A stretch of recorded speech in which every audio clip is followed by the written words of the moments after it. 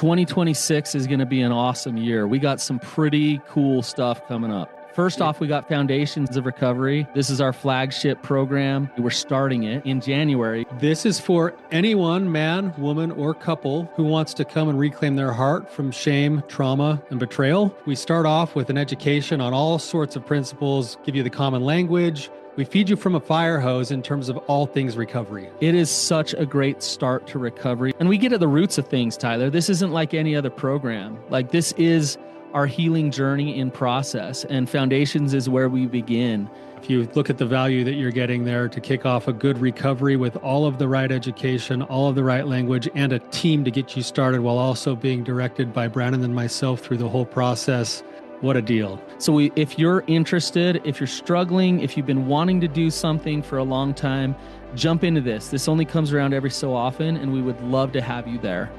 Click the link in the description to sign up for it. And to make it even sweeter, we're also including a raffle for a free pass to the Radiant Dawn retreat. Anyone who signs up for Foundations will be added to the raffle for that free Radiant Dawn pass. If you're a man and you sign up for Foundations, your name still gets entered, and you can give that pass away if you win it to any woman that you want to. So what you're saying, Tyler, is if you sign up and participate in Foundations, you could possibly go to Radiant Dawn for free?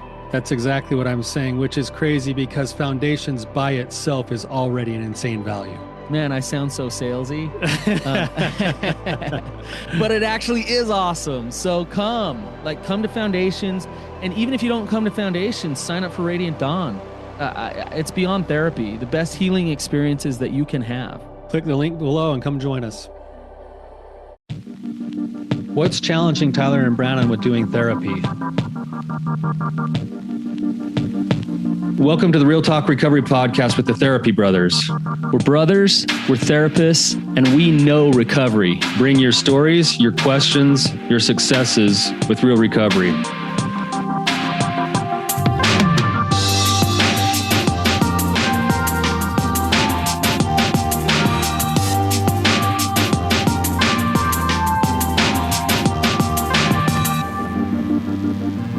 You don't have any challenges. You got it all figured out. I wish we have the answers. That's why I call you like every other week asking you how to do therapy. You're the master. Like after all these years, you don't have any questions. Yeah. Yeah, we got all the answers. Yeah. I mean, really though, Tyler, seriously, like we've seen it all. We've seen a lot over the years, right? Nothing really shocks you, does it? No, there's very few things that actually I'm like, oh, I haven't heard that before. No, occasionally that comes through, but I still, and this is why we're doing the episode, I still do constantly run into questions about my own modalities, the way I'm seeing things, my blind spots, and also the process of change inside of people. That's a constant puzzle that I'm trying to solve. Yeah, I mean, it's so interesting because I think being a good therapist is being like very confident and knowledgeable and knowing your expertise, and very humble and honest that sometimes you don't know what you're doing and you don't have all the answers. And so it's this combination of those two things. Yeah. Well, it's the definition of humility, right? It's like humility is having an accurate assessment of your strengths and your weaknesses. And the interesting thing, and I have this situation go through me all the time, and this is why I'm glad we're going to be talking about some of this stuff today, Brannon, is that we learned, you and I started, I don't know how long ago it was, 15, 16 years ago. I don't know. It's been a long time. We've been in this game doing this specific work.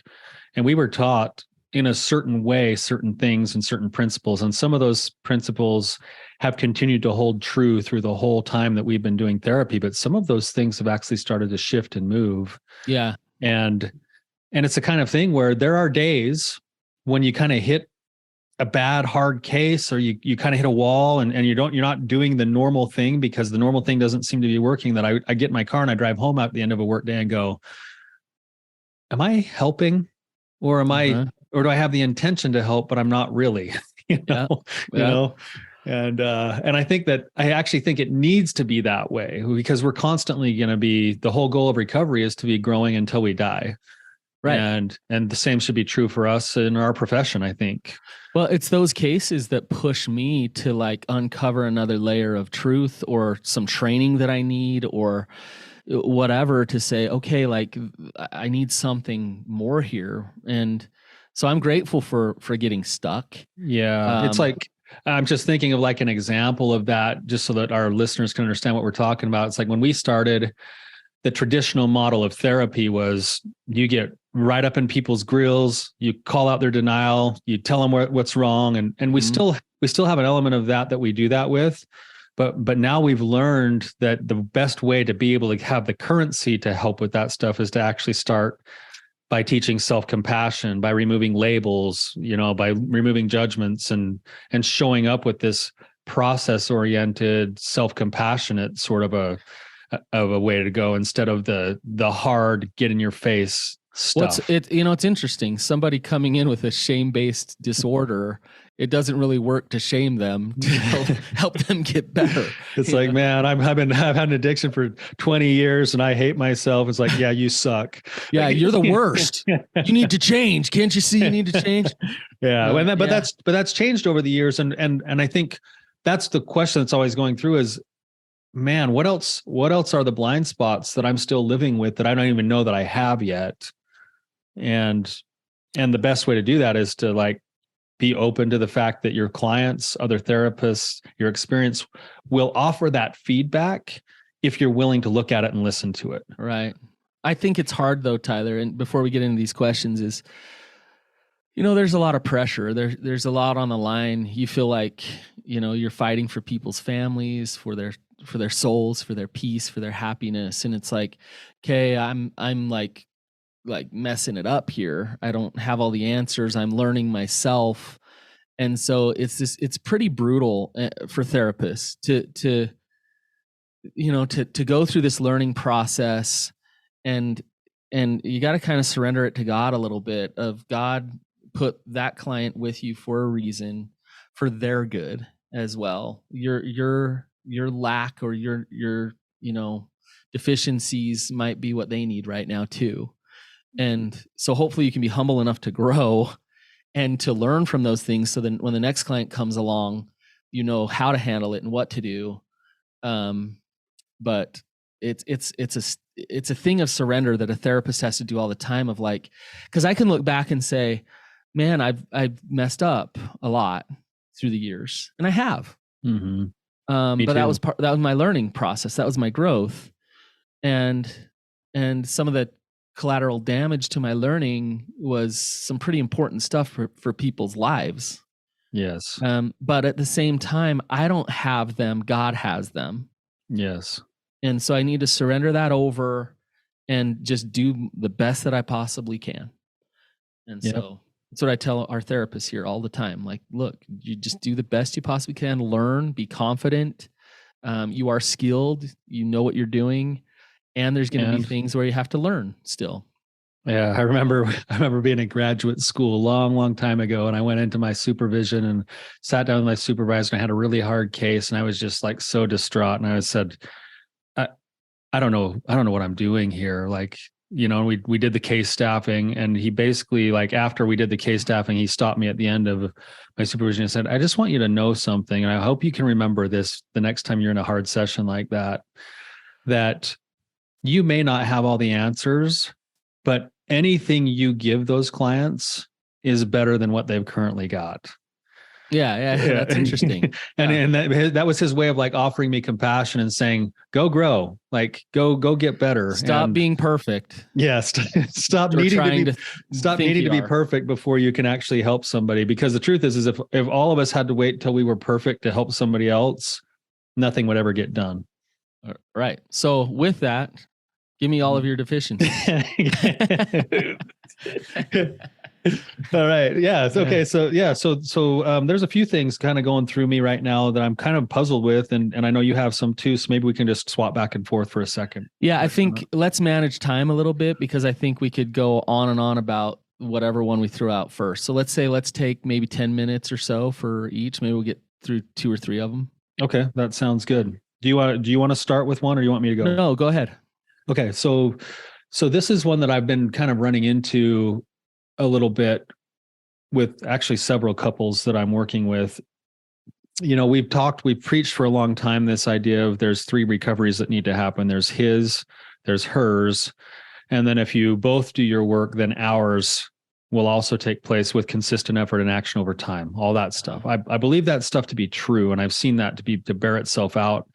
But I've got a couple of couples that I would say, if I'm looking at it from my perspective, I see her really working hard. She's really working hard on her own recovery. She's really working hard on trying to learn how to be patient, understanding, and boundaried inside the marriage. And then on the other side, we've got him, and he's appears to be working hard. And he's working hard not in just the ways of like getting sober, but he's really trying to step into this place of authenticity where he can own his own thoughts, his own values, his own feelings. And according to how we've seen things in the past, if both people are doing that, then the marriage should actually be getting better too. And that doesn't appear to be the case with some of these couples. They're actually like hitting a sticking point where the marriage isn't growing the way that I would anticipate it when I see the individuals doing that work. Okay. Does that make sense? Totally. I think I understand your question, which is like, man, they're getting into recovery. Shouldn't the like healthy attachment start to work, and then the relationship fall in line, and it starts? And they want to work. save the relationship. They're both saying, yes, I want to save the relationship. They desire to save the relationship, yet the relationship is not working. Yeah. It's not getting better. And so your question is kind of like, what the heck? Like, this isn't how it's supposed to be.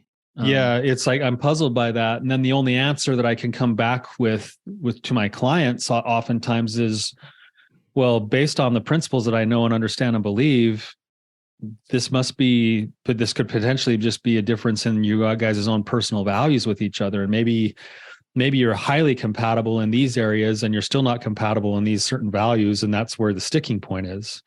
But yeah. I don't know if that's true or not. Well, so Tyler, here's something to consider is, I think we get pretty caught up in if everything's going to turn out the way it's supposed to, that means somebody will be like happily married. And the fact of the matter is that relationship part of the healing might take place because they get really authentic and really honest with themselves.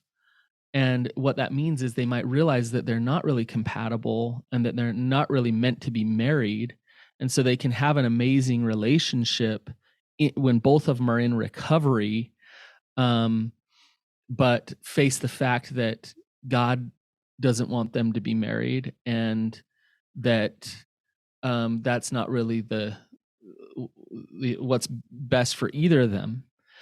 If they were in like perfect recovery, both of them, right, then they're perfectly living in their truth. And I know that doesn't exist. That's an oxymoron. They're perfectly living in their truth and they're in perfect recovery. Then that means you face the hard realities of life and you don't betray those realities or those truths.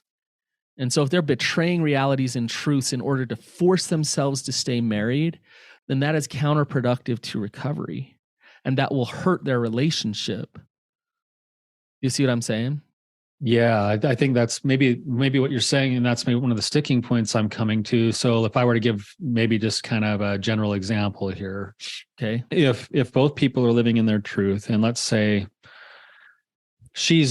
her truth is, hey, this is my view on how a relationship should be, that it should be have 100% fidelity in it, sexually, emotionally, that I'm not really okay with certain things that he wants to be doing in our relationships on the sexual level. But I also want to stay with him. We're really great friends. We have similar values. We have a bunch of kids together. We want to stay together. And he's over here and saying, well, I agree with all of those things. And if I'm being authentic, I'm okay with some of these other values that are different than hers. I would be okay with these other things on this scale of sexuality that maybe she's not okay with. And if I'm honest, then it triggers her. And then she's like, well, I don't know if I want to stay. But if I'm not honest, then I'm really not working recovery either. But I also want to stay in our marriage. And what do I do with that? But Tyler, I think there's a process of kind of negotiation and compromise in a relationship like that. So there's certain things that are deal breakers, right? Yes. Like if he came by and he was like, honestly, if I'm being authentic, I'm totally okay with an open relationship. Right. And she's like, that does not work for me. Right.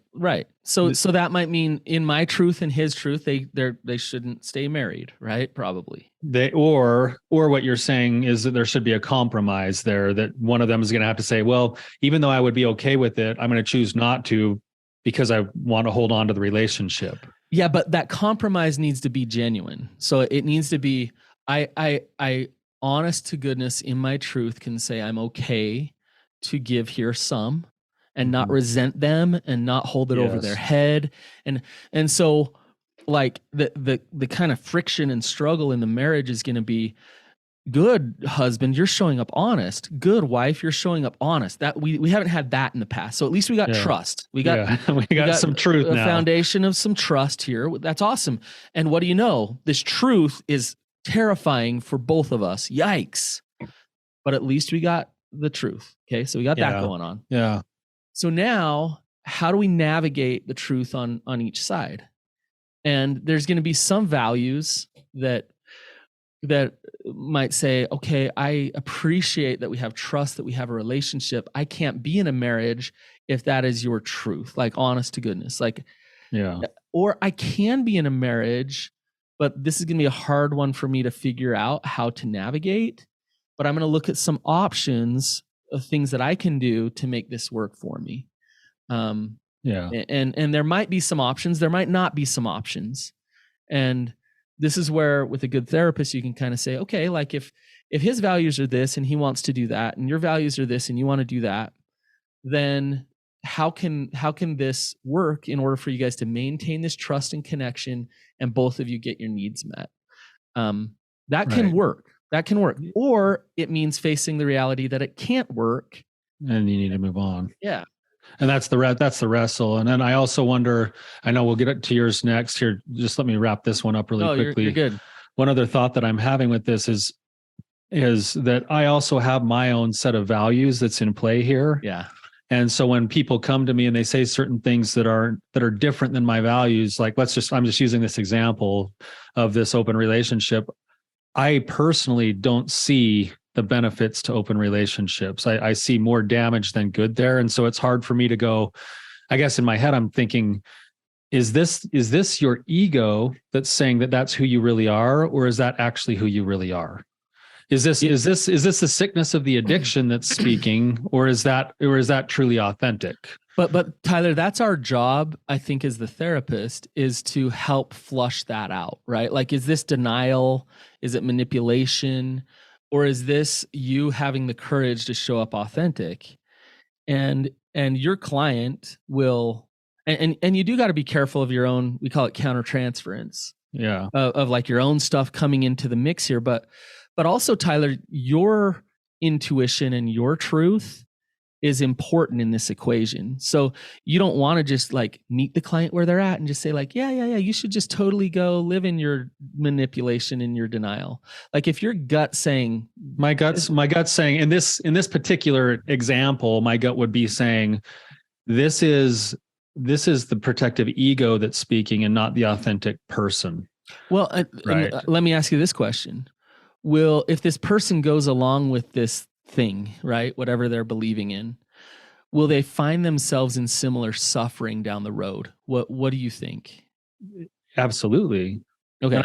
And I think even if I bring that up on a what I would call a broken moment in a good way, they'll acknowledge that and go like, yeah, I kind of know where this ends, but it's also me. Okay, then just sincerely be in that reality that that's what you're going to create in your life. And just own it. Just own that, and you might be in therapy again in 2-3 years from now, just with a different person, or whatever. But just know that this is kind of what you're where you're at. And that's what you're signing up for. but and also know why. Like why, what need does this meet for you? And just so it's all on the surface, we're all aware of it, and you're very conscious of it. Usually when you help people get conscious and honest with themselves, then they'll admit like, yeah, like, okay, I know like, that. Yeah. And that's not really what I want.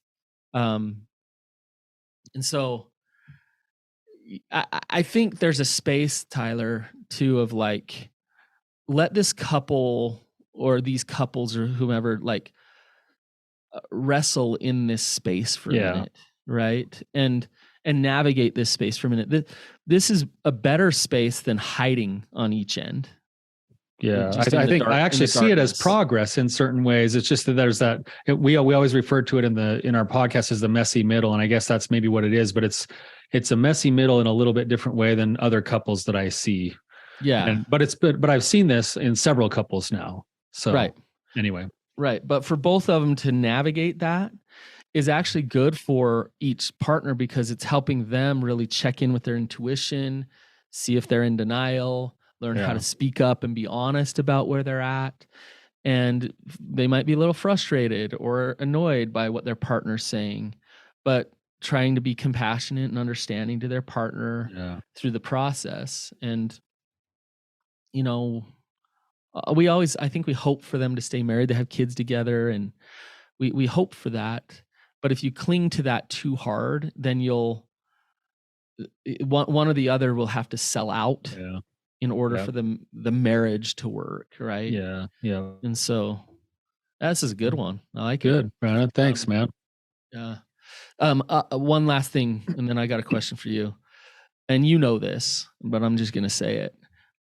With the relationship recovery piece of it, usually, just realize this. Usually, the relationship gets harder and messier and more painful before it starts to get better, because it gets more real.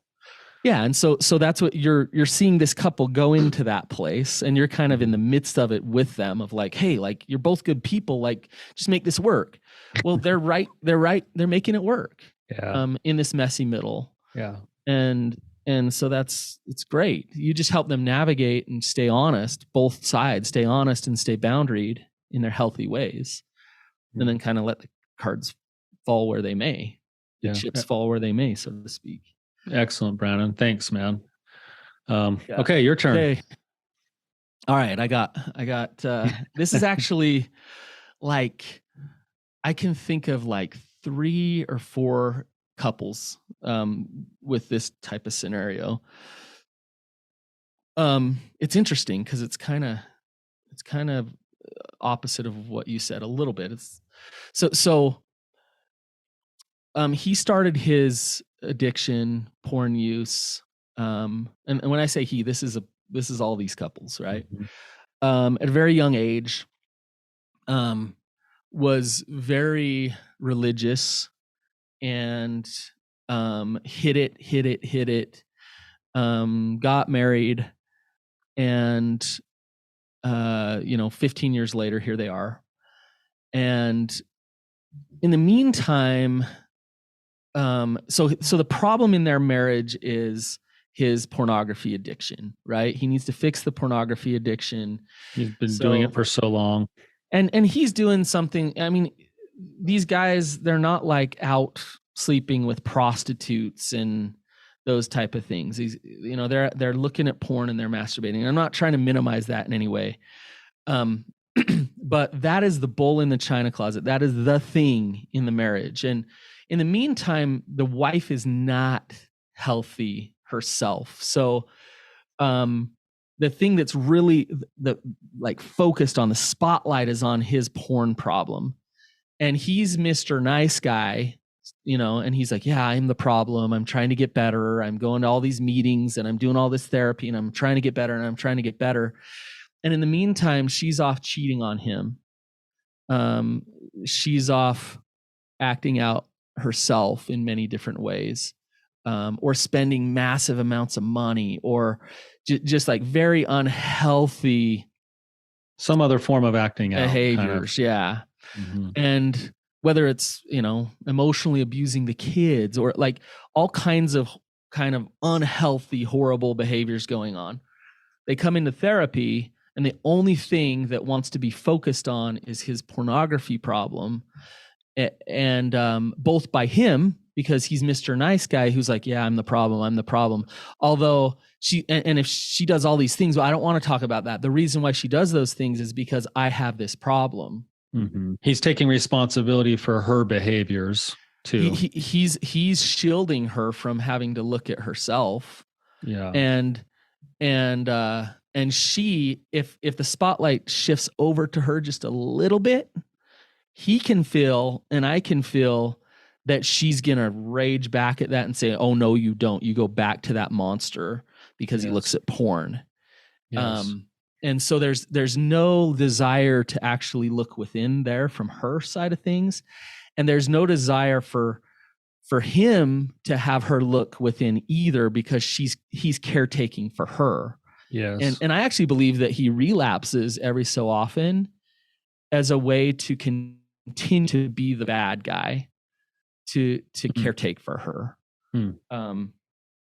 It's like having a 13-year-old boy that gets brought into your office because he's so out of control, and it only takes 3 sessions before you realize that he's actually acting as the scapegoat to their parents' marriage stress. How dysfunctional the parents are. And you're saying that it's almost part of the pattern that this nice guy is like, almost like, man, in order to keep the pattern the way that it is and to avoid rocking the boat, I'm going to go relapse. Which, saying that out loud, I can imagine our listeners are going like, oh, now you're like blame shifting, and that's not what you're doing at all. Right? No. That's not what I'm trying to do at all. No. But where the couple's stuck is like, I just want them both to be healthy, and I want them both to look at their own stuff so that they can move forward. That's really difficult. I think there's a couple of thoughts that are coming to my mind, Brannon, from like the therapist perspective. All right, with a case like this, and I imagine you're probably already doing some of this stuff, but it's really difficult to, especially when someone who's been wounded or hurt in a betrayal kind of a way, you can't go into that first session and be like, okay, like your husband has his issues, but you have your issues too, and you better figure them out. The only way that you ever kind of, at least from my experience, the only way you ever get to that is that you build a relationship that's so trusting, that's so understanding, that's so empathetic, that it feels safe to be challenged. But Tyler, here's the struggle. Like, help me with this. It seems like what she lays on the table to build that relationship with her is to talk shit on her husband. And so validate me on how horrible he is, and then I'll like you, and then I'll like you enough so that, do you see what I'm saying? Yeah, no, but I think that's the challenge. This is the same thing we try to teach our clients all the time, is empathy, is that you can find some level of validation that doesn't include all of the horrible things she's saying about her husband. You can still validate her feelings about how helpless she must feel, or how frustrated she must feel, or how scared she must feel, and how difficult the fact that she's even saying those things when it's probably out of her character to even say those things means that she's hurting. Like, there's ways to validate that experience and show understanding.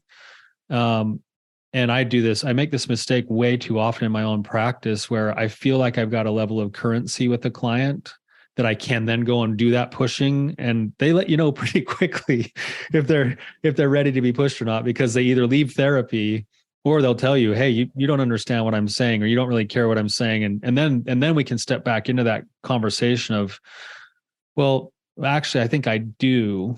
And I want to let you know that I understand. And at the same time, I'm here to help. And the way that I'm seeing to help is that there needs to be actually more accountability taken on both sides.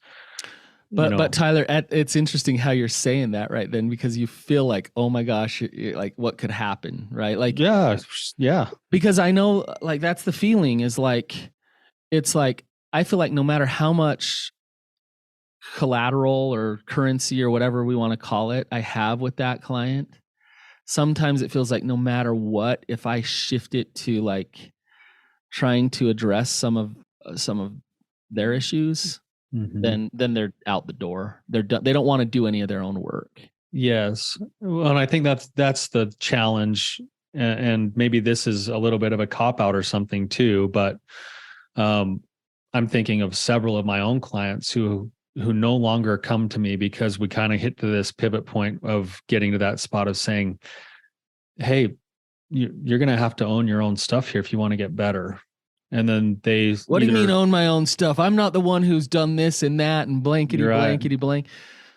You're right. And that's a challenge, is that you can get stuck as a therapist. I think we can get stuck in the either or of that and go like, yeah, you're right. He did all those things and he's terrible. But really we have to stay in that both and space of, that whole adage that you hear, like your parents, I think mom used to say it to us all the time, like two wrongs don't make a right. Like, yeah, those things are all true. Those are all wrongs. And anything that you've done outside of your own value system here is yours to handle and yours to work on, because that's the only way you have a shot of being empowered and being able to move forward with your life. Right. But it's hard to do that if there's that quick resistance to, nope, like, but I think that resistance is often a feeling of having still not had their story feel like it's been heard most of the time. Would you say, and I know would you say like it's good therapy? Like if I were to get fired, do you understand what I'm asking? Yeah. Like, let me give you an example. Yeah. Okay. I think this could be true. And this did happen. It's happened multiple times in my life where I say something like, I say something to one of my guys in group and I say, hey, look, you need to do this, or this. He then goes outside a group and he rephrases it a little bit because he's too afraid to actually be straight honest with it. And then he basically in essence throws it on her and it's like, yeah, Tyler said that you have all these issues and you need to fix yourself. Yeah, and then your voice is in that house, Yeah. Like, and then I get an email or a phone call or something that goes, hey, did you say this and this and this in group? And I can't believe you would do that and this. And I respond back via call or email and I say, actually, I do stand by everything that I said there. And I love you enough to have to say it. And then what ends up happening is boom, they're gone. Like that to me, and again, this might sound like a cop out, but if I go back and I look at that for myself and say, if I had it to do over again, would I have changed what I said to him or to her? And the answer is no, based off of my principles and my values. Then what I did is I did the best therapy I knew how to do based off of my principles and values. And they get a chance to go make choices. And that can still be good therapy.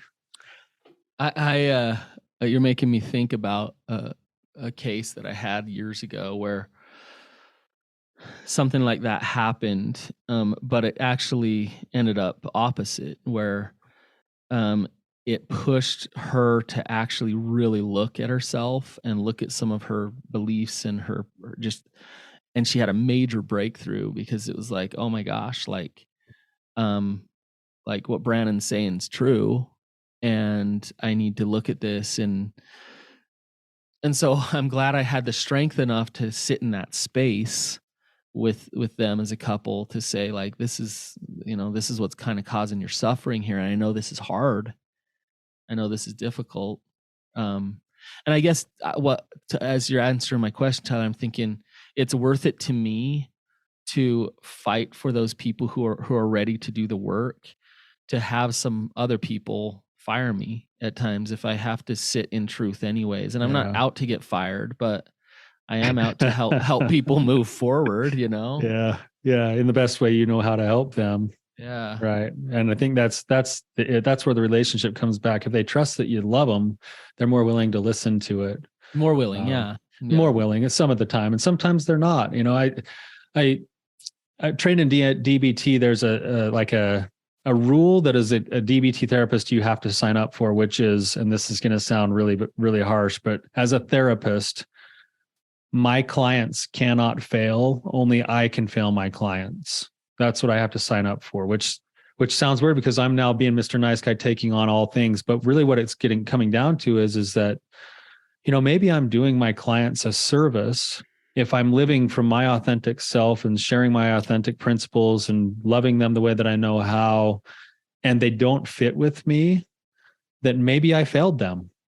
And maybe that's okay. But it's better for me to fail them and let them find the right fit, or to be creative and say, how am I failing them? I need to do better. I need to learn more. I need to get better.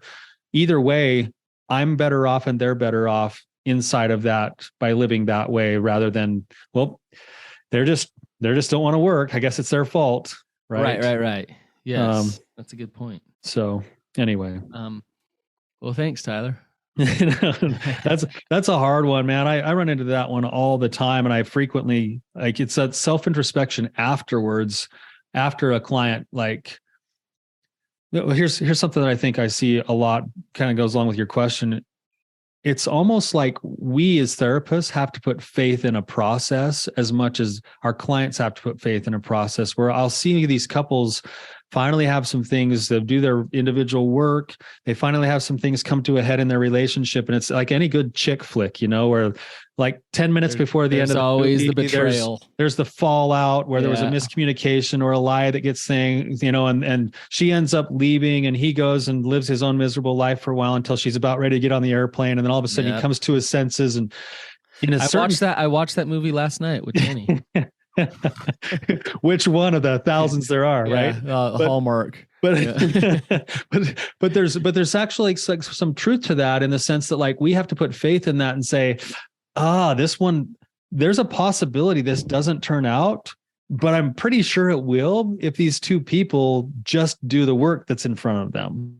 Right. And more often than not, it does, but it's like this step into the darkness a little bit, and being able to, as therapists, to say, let that surrender. It's the same, like when you go to the car lot and you're going to buy a car and you offer a price and then they offer a price.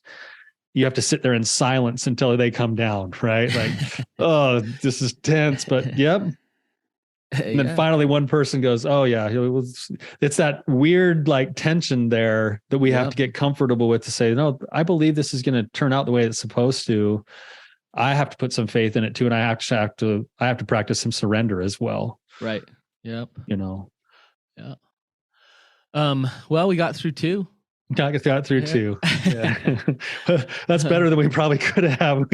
We both could be pretty long-winded, so I'm glad we got through two. Yeah. So I appreciate it, Tyler. It's hopefully, as people listen to us, I'm hoping two things. I hope they realize, one, that we don't got it all figured out. And we're still working. We're still learning.